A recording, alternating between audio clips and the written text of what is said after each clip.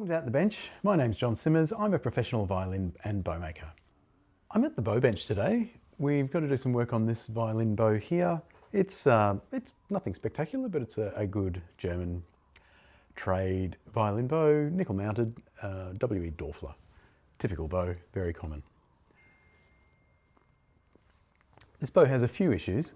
The frog is very hard to tighten, and you can see by the distance between the thumb leather there and the frog, the hair is really long, and it gets to the end of its travel in the mortise and it can't go any further, but even before it gets there, it's very, very stiff. There's a couple of reasons for that as well. You can see how hard it is for me to push that frog forward. There's a mortise cut into the stick which allows this brass eye to travel up and down, but it obviously only has a certain amount of movement. It can only go so far that way and so far that way. This bow, because the hair is so long, the brass eye is getting to the end of its travel in here before the bow is able to be completely tightened up. So that's one problem. It's also very, very hard to move it. I don't know if you can see in the photo, but there's, in these areas here, there's quite a lot of gunk.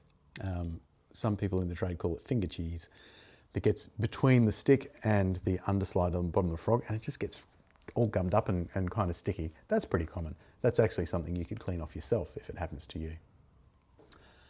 Another issue with this bow is you can see the state of this wire here. Normally this would be sterling silver wire.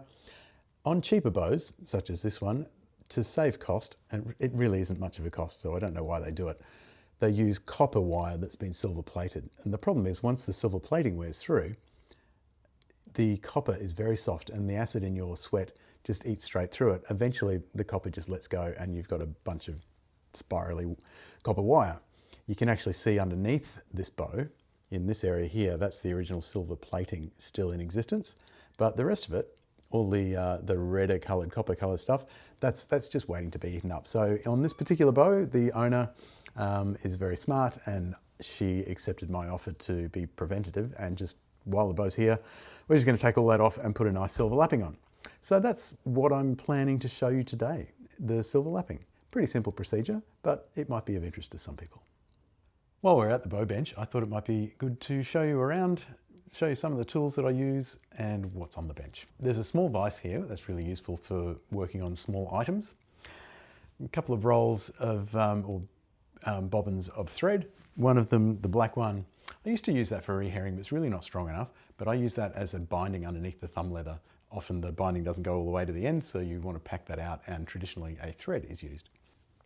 This other thread here is my reherring thread. This particular material is incredibly tough, some sort of synthetic material, almost impossible to break, and it enables me to get a really nice tight binding on the end of the hair. Powdered rosin here, I use that to actually put that into the hair that I tie in the end of the hank. Just helps to kind of hold it all together. It's my little collection of wooden plugs that I cut to make the wedges for the rehair. A few lotions and potions, there's some glue, there's some shellac for French polishing. A spirit lamp is an invaluable tool, mostly for melting the end of the hair or burning off the end of the hank of hair when I tie the knot. Might show you that at some stage. Also good for heating things. You can solder with that as well. Got a couple of mender jars there. They're really useful for storing solvent in. Use the solvent to clean the stick, to clean all the rosin, etc. off, and also can be useful in getting some types of glue off as well. This is a little knife that I've had forever. It's made from an old power hacksaw blade. I actually made this in about 1992, something like that. It's getting a bit shorter. It's not very well made. It just does the job really well. So I actually really like this knife. Got a little poking stick for pushing and poking wedges in. A little ebony stick with a pointed end. You can use that to manipulate the hair in the rehair. Flat end helps you push against things, push the hair up into the end of the mortise. Very useful. Of course, every time you rehair a bow, you need a comb. And I've got a selection here. These are really nice Kent English-made combs. I've got a coarser one. Well, it's coarse and fine, coarse and medium, I guess. This cutie little one, it's quite fine. This one here is the same fineness or coarseness as the previous one, It's a little moustache comb, and I can fold this up and it becomes portable. A few knives here. They're useful for cutting spreader wedges. I use these ones. They're very sharp Japanese ones for shaving the leather to make the thumb leather. You'll see that soon. Really good pair of scissors. These are made in Sheffield, England by Merchant and Mills. Best scissors I've ever had. Absolutely fantastic. Up the back here, I've also got a soldering iron that's used for soldering the silver lapping. That will be used in this coming video. And a heat gun. Very useful. Lots of things you can do with that. The first step with this job is to take the hair out. Got the hair out of the tip. Thought it might be interesting for you to see how this works. Just started the ferrule coming off here, but the ferrule just pulls off, hopefully, and slides off the hair, like so. Put that in my little dish to keep it safe. There's a little wooden wedge in there. We call it the spreadle wedge, or some people call it the final wedge. I don't call it the final wedge because it's not the final wedge I use. That is usually glued into place. You can usually just flick that off there, but it's coming out in pieces, which is fine. And I just keep my wedges that I take out just for reference while I'm working on the bow. And then this pearl slide with an ebony backing. This one comes out quite easily. They do get stuck sometimes. As you can see, that just slides out and reveals what is commonly referred to in the bow trade as the frog guts. The guts of the frog. This bow has been previously rehaired, not by me. And it might be a bit hard to see, but you can see at the back of the wedge there's a blob of glue. You really shouldn't glue your wedges in. If you don't have any confidence in the wedge, you should make one that actually works. Glue is not good. A lot of people, when they rehair a bow, will put the date of the rehair on the underside of the pearl slide. On this one is June 1922, wishful thinking. And the old hair is out. It's not a terrible rehair, this one. I always hang on to this hair, just put it in my little tray. Again, I can use that as a reference to match the same amount of hair to go back in. Now that the hair and the frog have all been removed, you can see, hopefully, the stick is quite dirty. We'll give that a good old clean up. Just sticky rosin, also a bit of wear on the stick where someone's been sort of playing along the string, dragging the bow along the string, which is not good for the bow or the string or the hair. I'm going to remove all this old lapping and leather before I clean the bow. I'm starting to remove the thumb leather now. It's starting to come off, it's just glued on. And underneath you can see this white stuff. As I said before, I usually use black thread. This is just paper, sticky back paper, self-adhesive paper that's just been stuck on there. Pretty cheap and cheerful. I guess when you're making this many bows, you save a little bit of money on each one and it saves you a lot over time. But between the copper wire and the paper, the work's in the labour, it's not in the materials. I'd rather pay another $20 and have real silver and a proper binding on there. At the end of the day, you just have to redo it anyway. I'm down to the last bit of paper off this thumb leather, and as I pull it off, I can see it's actually just a stick-on label, like an Avery printer label or something like that. This is so satisfying.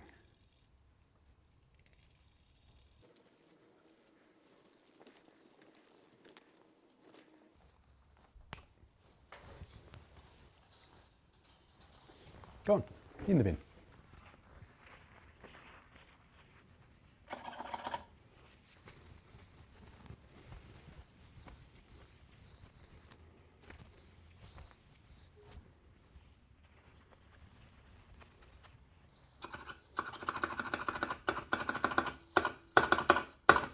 Right, it's empty.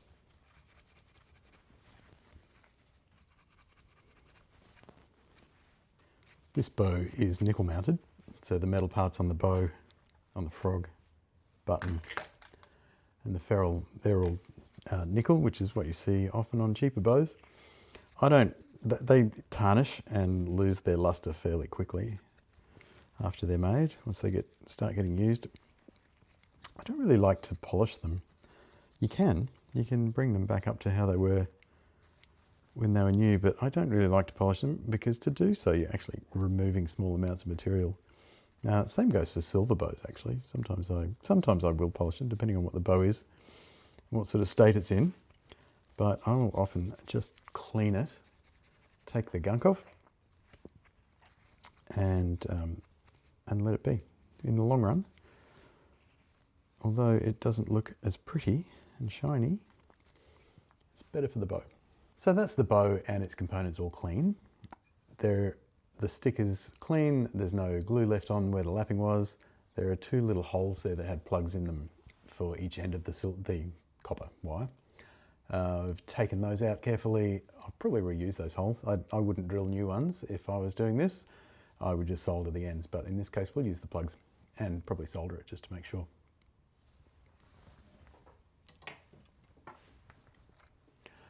The frog, the button and the screw, the ferrule and the pearl slide are all clean. At this point here, I think I'll insert a couple of photos into the video of the frog guts.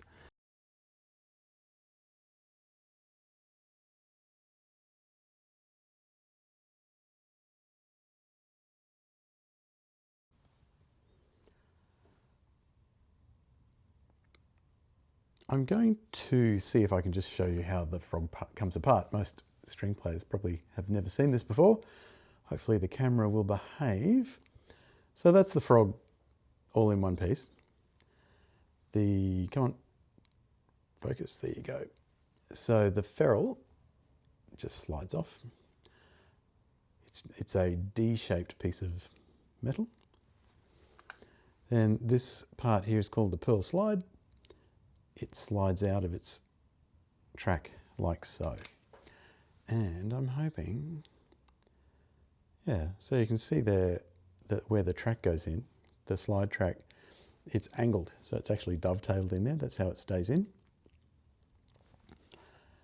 And then this area here, that is that hole.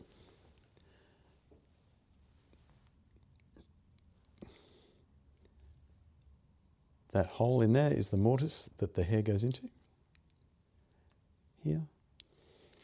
And this is known as the hair track. So that little channel in there is what the hair comes out of the hair comes out of the mortise, around the wedge and then up through here.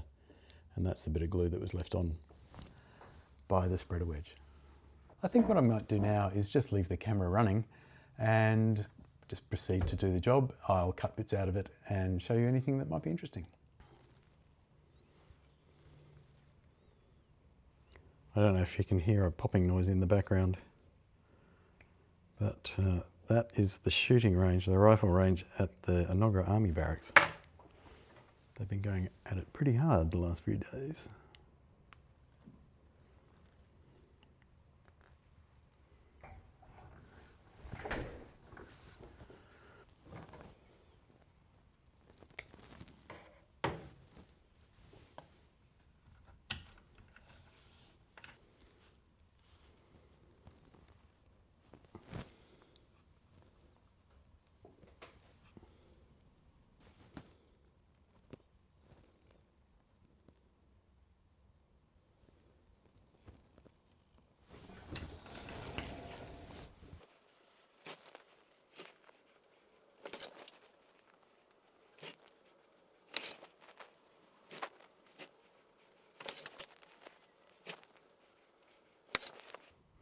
There's nothing particularly difficult about this, but there are right and wrong ways to do it, and we want to achieve a really neat looking lapping that's very consistent and produce it in such a way that it won't fall off.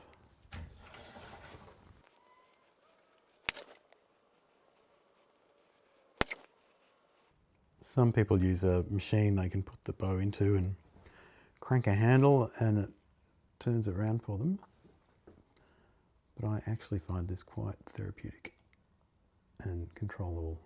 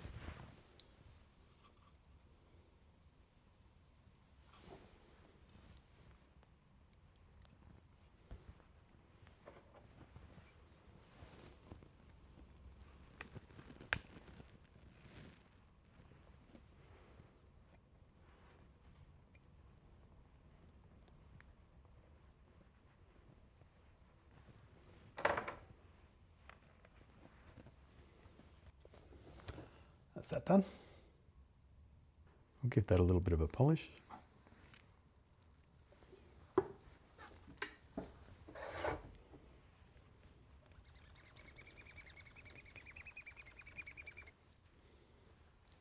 There's something quite pleasurable about polishing silver. All shiny.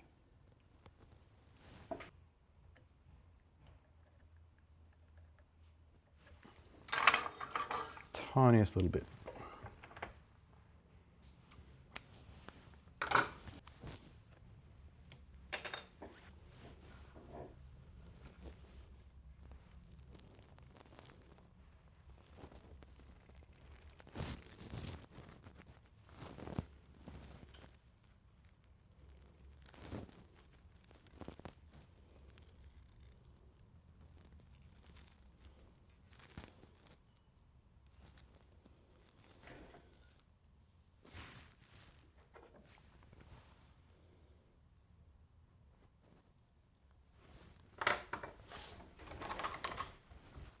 This is the black thread binding that goes underneath the thumb leather instead of that sticky paper.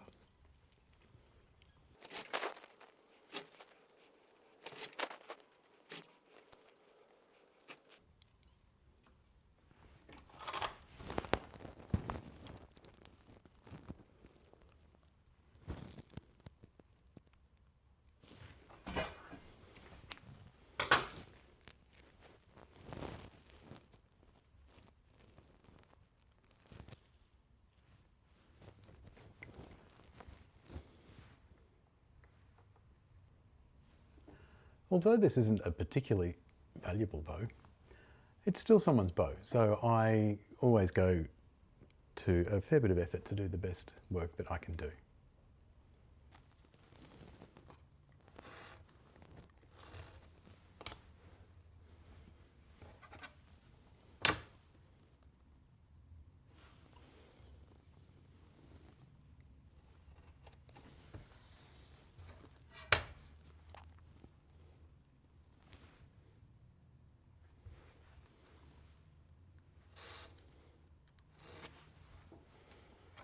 This is a really lovely kangaroo hide. I get this from a local tannery. I think it's the only place in the world that commercially tans kangaroo hides. They've got all sorts of different types of leather.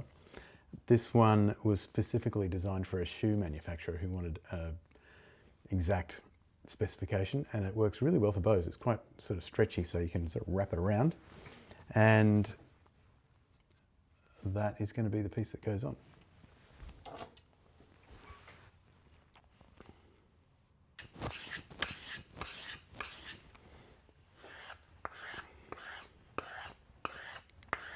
This knife has to be razor sharp, so I'm just giving this a bit of a tickle up on my giant strop.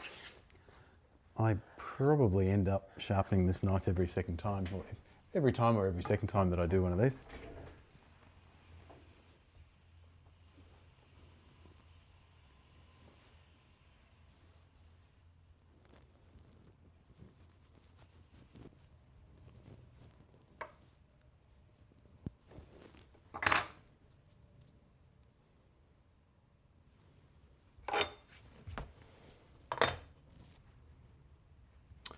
This is one of the very, very few things in the workshop that I'll use a synthetic glue for. It just happens to work particularly well for this, and it's not something that's permanent. So there we have it, one sterling silver wire lapping, thread underbinding, kangaroo leather, thumb leather. I've put another little piece of leather on the back there. It's all finished. Next stage will be polishing and rehairing this bow, but I'm going to do that in a separate video. It's the next day now. I've finished that bow that I was working on yesterday. The lapping's all finished. We've seen that already. After that, I rehaired the bow, and when I pulled it up to playing tension, I noticed that it was veering off slightly to the audience side, so that way. So that's not very good. So I spent a bit of time and I got it perfectly straight. Straight is good. Veering slightly off to the player's side is also not bad, because when players tend to tilt the bow away from them, it pushes that tension actually pushes the hair, or pushes the stick straight. So that is also acceptable, but definitely not veering off towards the audience side. That always causes problems and doesn't play too well. So I've fixed that. And I just want to reiterate, as I've said in some of my previous videos, that this is by no means a how-to video. It is just a bit of an insight into the work that I do, the workspace, the tools, etc. There's a lot of stuff that I've done that's just been edited out, partly because it's not so interesting, but also partly it's my job. It's my intellectual property, I guess. So anyway, I hope you enjoyed it. Please subscribe and share this with your friends and colleagues if you think they might be interested, and we'll see you here next time. Now there's a funny thing.